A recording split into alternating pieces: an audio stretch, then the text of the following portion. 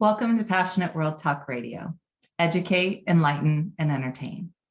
I'm Shannon Zeeman, and thank you for joining us today on the most important 15 minutes of your day, where we share expert information on safety and preparedness that you can use in your everyday life. Most people don't get to see the life of a police officer and even more live it. I have had the honor to be married to my best friend, an amazing police officer for almost 20 years. Through his 25-year career in law enforcement, I have seen the ups and downs of his job through Troy's eyes.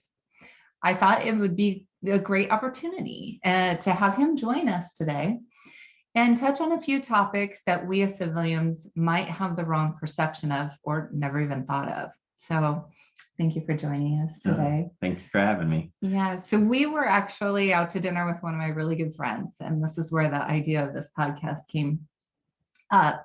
And she was telling us the story about she pulled up to the front of her child's school, that they're on hybrid now and things look a lot different from dropping kids off. And where she dropped her child off was actually on the street, and she got pulled over by a police officer. And she told us that she felt like the police officer left on her lights during the stop and everything to kind of tell everybody around, like, hey, look at me. I'm doing my job. I'm giving a mom a ticket for dropping off her kids at school. And, she truly didn't understand why you guys leave your lights on and do certain things during protocol. And Troy wanted to explain this, and it was a complete enlightenment for her. So why don't you share a little bit about that with everybody here? Yeah. So, your friend tells me that, you can tell her perspective right away that she believed that the officer seemed to be making a big deal of this traffic stop and almost embarrassing her. Yeah. And that's kind of what it is, right? Like, we understand as officers that you get pulled over, and if nobody sees you and nobody's around that you feel like can judge you, then that is going to give you some sense of, well, nobody's going to know anyway. And I might argue the fact, but the reality is I'm not too embarrassed at this moment. But in front of your school, there's a lot of people that go to school with your kids that are going to judge you. They're going to say things. They might even bring it up, like what happened, and you don't want to talk about that. I mean, if you did something wrong, or if you don't believe you did something wrong, you know, it's going to appear that you did something wrong. And so it's a huge thing. And even as adults, that embarrassment and that judgment from our community is tough. It's tough for all of us to take. So she brought up the fact that she believed that this was more of a, hey, look at me. I'm stopping this mom, and I'm going to give her a ticket, and I'm making an example of her. Right. And in theory, we all understand, all officers understand this perspective, but the reality is we leave our lights on, and we have a black and white car, and we do things that you might not understand, but it's really a safety issue. And the safety issue is because let's just say that the person gets out of the car and wants to fight us. We get into a fight. We put out an officer needs help call. The next officer that gets there, we want them there as fast as possible. And the lights going on a police car is something we look for. A black and white vehicle is something we look for. Just because I put out walk and don't walk street doesn't mean I'm actually at the corner of walk and don't walk. It just means I'm in that area. So for us to respond, we want to get there very quickly. It's very high stress. It's, the anxiety and officers responding is up. So all of that comes together, and we really want to get to that position of that partner officer as fast as possible. Right. Or an analogy of it would be like, if your kid called you on the phone and said, hey, I'm at walk and don't walk, and somebody's trying to hurt me. If they had a flashlight in their hand and you were driving down the street as fast as possible to get there to save your kid, and you could see them and get there 3 seconds faster, that's what we're thinking about. Right. You don't want to leave your kid out there 3 seconds longer than they have to be. Yeah. And we don't want to leave our partners out there 3 seconds faster or longer than they have to be. And these are one of the reasons why we have such an identification on our car, so that we know where we're going and what we're doing. And also the public knows who it is. We don't want the public to think that you are in a fight with some person that is trying to kidnap you. Right. You're hoping that officer is legitimate, and you're looking at it going, yeah, there's an officer involved. Right. And, like, I know some people are going to think, well, it's a mom in front of a school. They're not going to fight you. It's the same thing that we, teach our kids. Like, it is going to sound funny, but when you go to the bathroom, you wash your hands.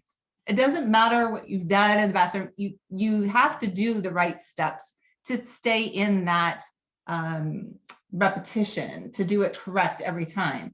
So it's not that the police officers are saying that, this person is going to fight me, but they never know when it's going to happen. So they follow protocol for every stop. Right. And that protocol, we try to stay consistent, because then we hope that there's less injuries to everybody involved. But the other thing is, like, everybody knows, everybody's seen it in the news. I've been in this job for over 25 years. It's not always mom that we stop at the schools. There might be a person who's trying to hurt a kid. There might be a female who's trying to kidnap somebody. Right. Sometimes we don't know who we're stopping, and you guys see it in the news constantly that officer involved in this, and they didn't know that this person was that bad at the time of the stop. Later on, hindsight's always great, 2020, but the reality is, when they're stopping you, we don't really know who you are, what things you're capable of. Right. So we treat everyone with that protection so that we don't have to worry as much on those stops. And those things give us a little bit of stress lowering than if we didn't do it correctly. Our stress would be incredibly through the roof. And officers are human. We are scared a lot of times. So that those tactics that we use keep us from being too scared, hopefully. That's a great point, and it's a great insight to what we as civilians might not even contemplate. So another comment that I hear a lot, because I'm a mom and I'm at school and staff, are a lot of people that are asking, why are the officers here harassing the parents at pickup or drop off at the schools? Like, we're just parents trying to get our kids. Why are they bothering us? Right. So, and that's completely an understanding that we understand as officers. It's a perception that we're over there just looking for tickets and trying to harass, if you will, the parents. But the number one thing that pushes us to those schools on drop off and pickup are the schools. The schools call and they complain about the parents constantly doing either violating the law or doing something that they believe is dangerous towards the kids. And so they will call the police departments and say, we've tried to handle this with the parents get mad at us, and they continue their bad behavior. And those kind of things is what then our supervisors, whether it's a lieutenant, a sergeant, a captain, whatever it is, then go and tell the officers, you're going to be assigned to this and you have to go out there and do your job. Whether we agree on it or not is not the issue. But the reality is that it's difficult to take those orders and go out there and give these moms and dads who are dropping off their kids trying to rush to work these tickets. But without that, maybe the kids aren't as safe. But we have to do our jobs.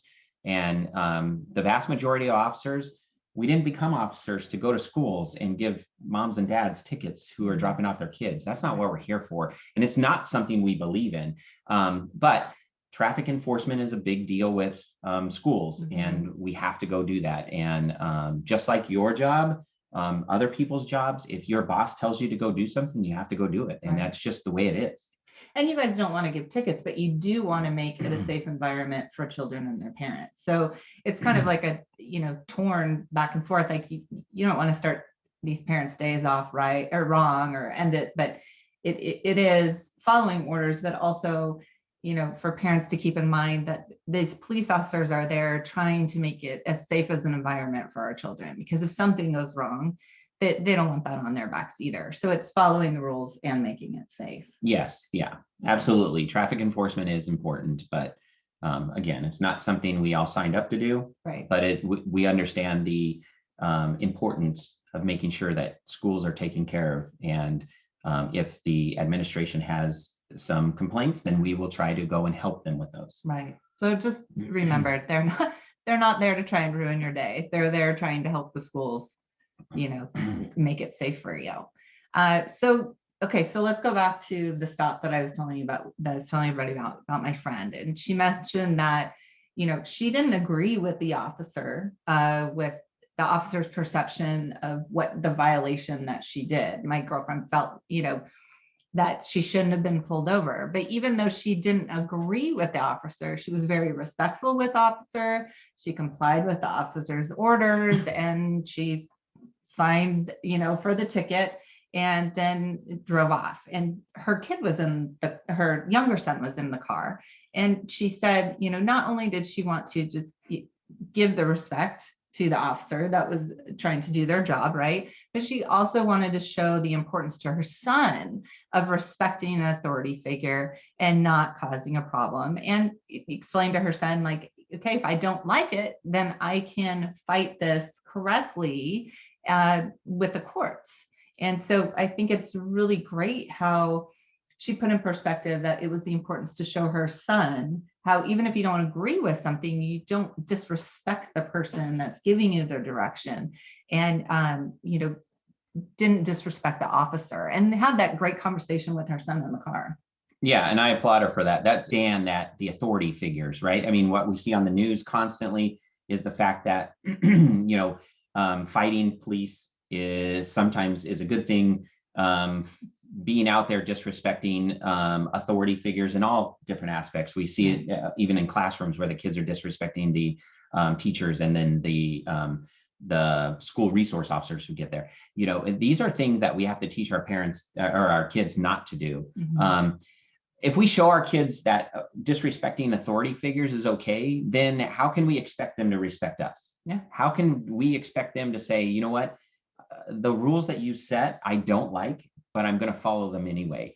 If you teach me that if I don't like a rule, I can fight and physically fight or verbally fight it, mm-hmm. Right there at the moment of time, then that's what they're going to do to you. Mm-hmm. And that is something that as they get older, it's going to be hard in school. It's going to be hard in college. It's going to be hard in their life as an adult. One of the things that we've always heard our whole life is that rules were meant to be broken, and I don't agree with that. I think rules are meant to evolve. Mm-hmm. I think rules are meant to change, but evolving and changing those rules, we in our society, our community has a way of doing that. Mm-hmm. And fighting and committing violence and disrespecting people, and those ways are not productive. It's not a way to do things. I know some people think that is, but it's really not a way to do things. So her showing her kid this in the manner, it's a great lesson for him to understand, him or her, whoever the kid was, to be able to say, okay, we follow the rules, we comply with the things, we get the ticket, we go to court, and we let the courts decide on the perspectives. And that's what tickets are. The tickets are judgments, tickets are perspective, and we have to understand that. Right. And it was great too, because you taught her how she could go and evaluate and find the information to show her perspective on it. So when she goes to court, she's educated and she can fight for herself. So I think that was really great.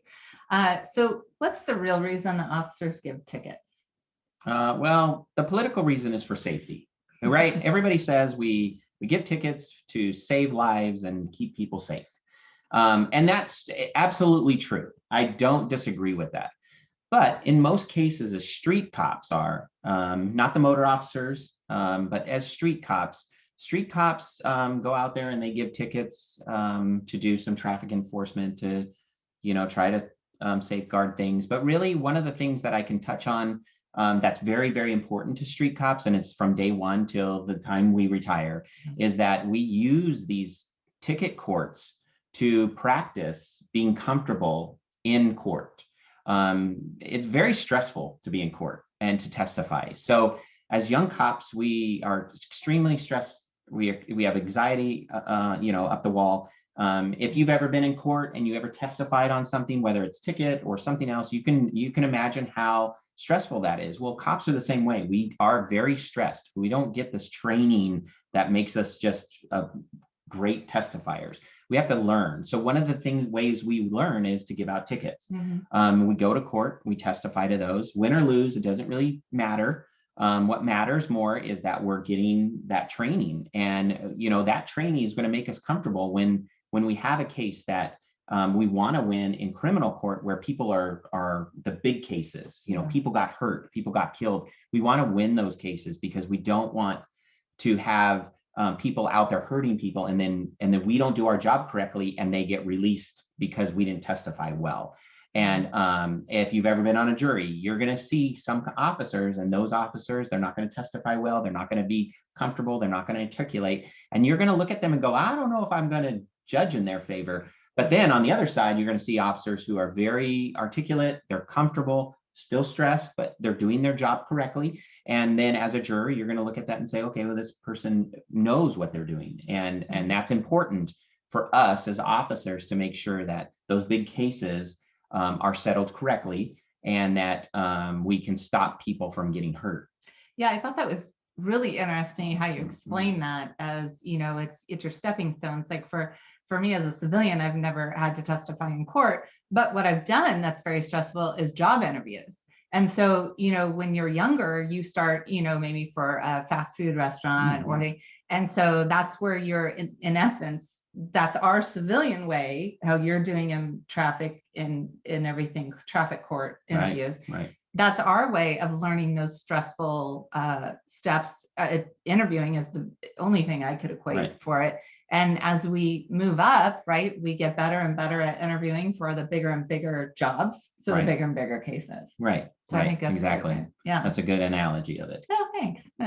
I try on that. So anyways, I really, really think this is just so great. And you giving us the perspective of how cops think, understand the cops just not trying to harass you, but they have a job to do, and they're trying to keep themselves safe, and they're trying to keep you safe. So I really want to thank you for spending the time and sharing that with us. You're welcome. Well, thanks for having me on. It was a good, I liked the conversation on this one because it was a good person who got a ticket, and 90+% of the people that get tickets are great people. We all make mistakes, and that happens, but the way we handle it and the way we learn from it is important. Right. And just remember, police officers are human too. So, because I love my little human officer. Oh yeah. So I just want to let you know, I want to thank you so much for listening to Passionate World Talk Radio. And this podcast is going to be our last one for the season. Yeah. And I just want to thank you so much for being here with us on this road of educating. I would really love to thank everybody that came, my experts that came and shared their knowledge and helping us stay safe. And I look forward to our season 2, where we bring in more experts. We get to find new ways to keep ourselves safe and be prepared. And I'd love to thank Passionate World Talk Radio for giving us a shot at this and helping me run with my idea for the most important 15 minutes of your day. So thank you so much. I hope you enjoy it. And remember, with knowledge, you have the power.